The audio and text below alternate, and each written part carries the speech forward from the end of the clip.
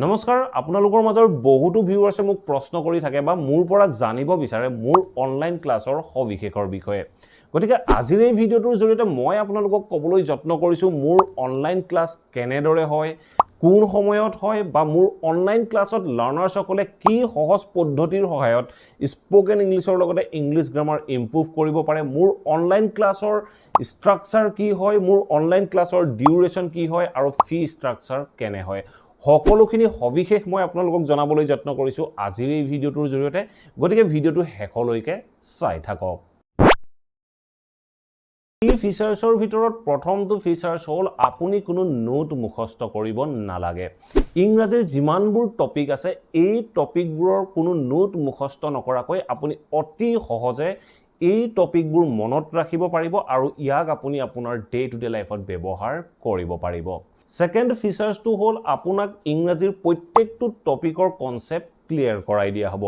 যদি আপোনাৰ concept clear থাকে আপুনি যিকোনো সেন্টেন্স ফৰ্ম কৰিব পাৰিব গতিকে আমি প্ৰথমে কোনো নোট মুখস্থ নকৰাকৈ কনসেপ্টখিনি ক্লিয়াৰ কৰি ল'ব পাৰিলে আমি এই কনসেপ্টখিনিৰ সহায়ত স্পোকেন ইংলিছতে হওক বা ৰাইটিংতে হওক বা এক্সামতে হওক আমি স্পোকেন ইংলিছত বিভিন্ন বাক্য ফৰ্ম কৰিব পাৰিম ৰাইটিংত আমি বিভিন্ন বাক্যত এপ্লাই কৰিব পাৰিম বা যিকোনো এক্সাম আদিত এনে ধৰণৰ কুৱেশ্যন সলভ কৰিব দিলে আমি যদি কনসেপ্টটো জানো ডেফিনেটলি সেই কুৱেশ্যনবোৰ আমি সহজে সলভ কৰিব পাৰো থাৰ্ড ফিচাৰ্ছটো হ'ল কনসেপ্টটো বুজাই দিয়াৰ পাছত কনসেপ্টটো ক্লিয়াৰ নোহোৱালৈকে আপোনাক প্ৰেক্টিছ কৰোৱা হয় যেতিয়ালৈকে আপোনাৰ কনসেপ্টটো ক্লিয়াৰ নহয় তেতিয়ালৈকে প্ৰেক্টিছ কৰোৱা হয় আৰু এই প্ৰেক্টিছৰ মাধ্যমেৰে যেতিয়া আপোনাৰ কনসেপ্টটো ক্লিয়াৰ হ'ব ডেফিনেটলি সেই কনসেপ্টটো আপুনি নেক্সট কেতিয়াও পাহৰি নাযায় আৰু সেই কনসেপ্টৰ মতে আপুনি বিভিন্ন বাক্য ফৰ্ম কৰিব পাৰিব বা আপুনি আপোনাৰ ডে টু ডে লাইফত সেই বাক্যবোৰ এপ্লাই কৰিব পাৰিব Fourth features to hold আপোনাৰ মনলৈ যি ভাব আহে সেই ভাবকে প্ৰকাশ কৰিব পৰাকৈ আপোনাক বিভিন্ন সেন্টেন্স ষ্ট্ৰাকচাৰ শিকাই দিয়া হ'ব সেই সেন্টেন্স ষ্ট্ৰাকচাৰৰ সহায়ত আপুনি আপোনাৰ মনলৈ অহা যিকোনো ভাব অতি সহজে প্ৰকাশ কৰিব পাৰিব আৰু শুদ্ধকৈ প্ৰকাশ কৰিব পাৰিব ফিফথ ফিচাৰ্ছটো হ'ল আপুনি অফলাইন ক্লাছত যেনেদৰে প্ৰেক্টিছ কৰিব পাৰে আমাৰ এই অনলাইন ক্লাছতো আপোনালোকে তেনেদৰে প্ৰেক্টিছ পাব আপোনালোকক এজনকৈ প্ৰেক্টিছ কৰোৱা হ'ব যেতিয়ালৈকে আপোনালোকৰ কনসেপ্টবোৰ ক্লিয়াৰ হৈ নাযায় বা যেতিয়ালৈকে আপোনালোকে স্পষ্ট ৰূপত ইংৰাজী ক'ব পৰা নহয় সিক্সথ কি ফিচাৰ্ছটো হ'ল আপুনি আমাৰ ক্লাছত মাহেকত 24টা সেশন পাব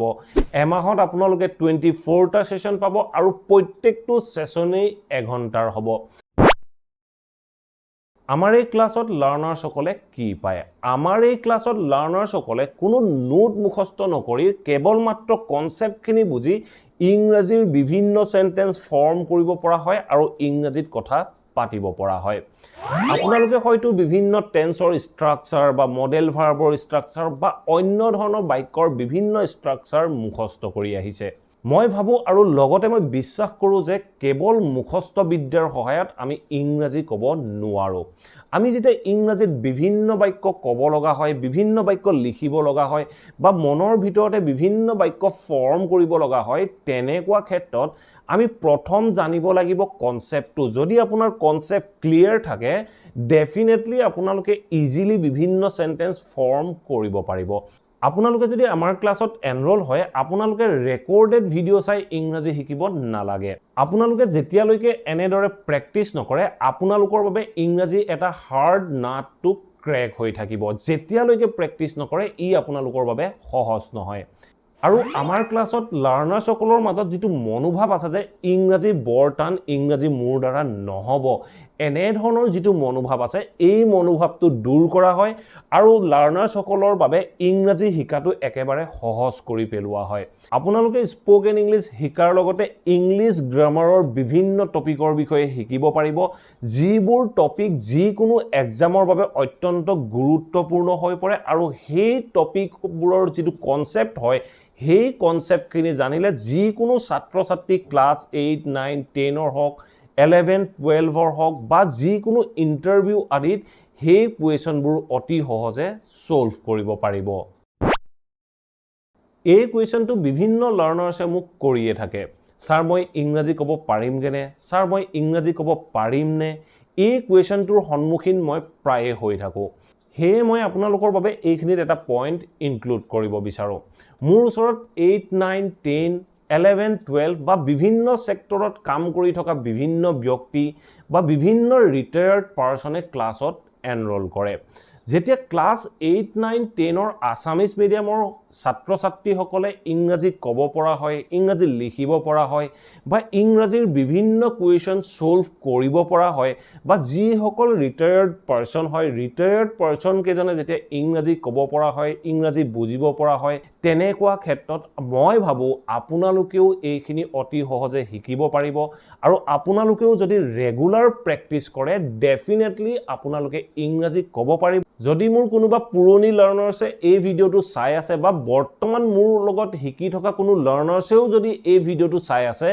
ভিডিঅটোৰ কমেন্ট বক্সত আপোনালোকে ইয়েস বা নো লিখক যদি ইয়েস লিখে মই বুজিব পাৰিম আপোনালোকে মোৰ পৰা শিকিব পাৰিলে আৰু যদি নো লিখে তেতিয়া মই বুজিব পাৰিম আপোনালোকে মোৰ পৰা শিকিব নোৱাৰিলে যদি কোনোবা পুৰণি লাৰ্নাৰ্ছ বা বৰ্তমানত শিকি থকা কোনো লাৰ্নাৰ্ছ আছে প্লিজ কমেন্ট বক্সত মোক ইয়েস বা নো লিখি জনাবলৈ নাপাহৰিব প্ৰেক্টিছ কৰিবলৈ যত্ন কৰক আপোনালোকে যিমান প্ৰেক্টিছ কৰিব হিমান আপোনালোকৰ বাবে কনসেপ্টবোৰ ক্লিয়াৰ হ'ব কনসেপ্টবোৰ মনত ৰবলৈ আৰম্ভ কৰিব আপোনালোকে কোনো নোট বা পইণ্ট বা কোনো কনসেপ্ট মুখস্থ নকৰাকৈ কেৱল প্ৰেক্টিছৰ মাধ্যমেৰে স্পোকেন ইংলিছ ইমপ্ৰুভ কৰিব পাৰিব গতিকে যি সকলে মোক কোৱেশ্চন কৰে যে মই ইংৰাজী ক'ব পাৰিম নে বা মই ইংৰাজী ক'ব পাৰিম গেনে মই আপোনালোকক গ্যাৰান্টি দিছো বা এচিউৰ কৰিছো আপোনালোকে ডেফিনেটলি ইংৰাজী ক'ব পাৰিব মাত্ৰ আপোনালোকে প্ৰেক্টিছ এৰিবলৈ নহব যদি প্ৰেক্টিছ নকৰে definitely English will B A hard নাট টু ক্ৰেক সো এনে নকৰিব ৰেগুলাৰ প্ৰেক্টিছ কৰক আপুনি যদি ৰেগুলাৰ ঘৰত 20 মিনিট প্ৰেক্টিছ কৰিবলৈ আৰম্ভ কৰে then it will make English a piece of cake বহুতো ভিউৱাৰ্ছে মোক প্ৰায় প্ৰশ্নটো কৰি থাকে যে ডিউৰেচন কিমান হ'ব মোক ইংৰাজী শিকিবলৈ কিমান সময় লাগিব সো মই আপোনালোকক এইখিনিত কৈ যাব বিচাৰো যে আপোনালোকে 2-3 মাহ 4 মাহত ইংৰাজী শিকিব পাৰিম বুলি নাভাবিব